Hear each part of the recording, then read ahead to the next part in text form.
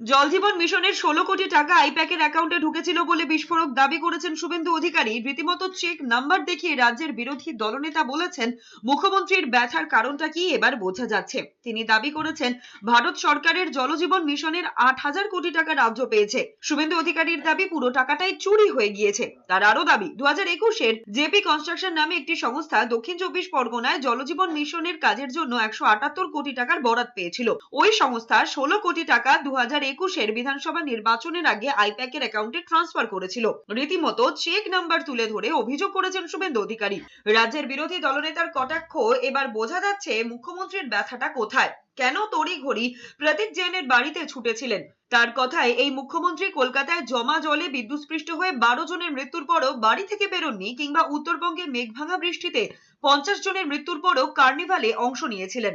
আমাদের ভারত সরকারের যে জল জীবন মিশন 8,000 কোটি টাকা পশ্চিমবঙ্গ পেয়েছে, চুরি হয়ে গেছে পুরো টাকা। জল আছে, জল নেই। 2021 সালে জেপি কনস্ট্রাকশন সাউথ 24 পরগনা তারা 178 কোটি টাকা বরাদ পেয়েছিলেন কেন্দ্রীয় সরকারের স্কিম জল জীবন মিশন। তারা 16 কোটি টাকা 2021-এ অ্যাসেম্বলি ইলেকশনের সময় আইপ্যাকের অ্যাকাউন্টে ট্রান্সফার করেছে। ব্যথাটা কোথায় বুঝেছেন মাননীয় মুখ্যমন্ত্রী? মুখ্যমন্ত্রী এরকম তড়িৎ গতিতে যান না। কলকাতায় ভাঙা বৃষ্টিতে লক্ষ্মী পুজোর আগের দিন ভেসে গিয়ে 12 জন মারা গেছিলেন, মুখ্যমন্ত্রী বাড়ি থেকে বেরোননি।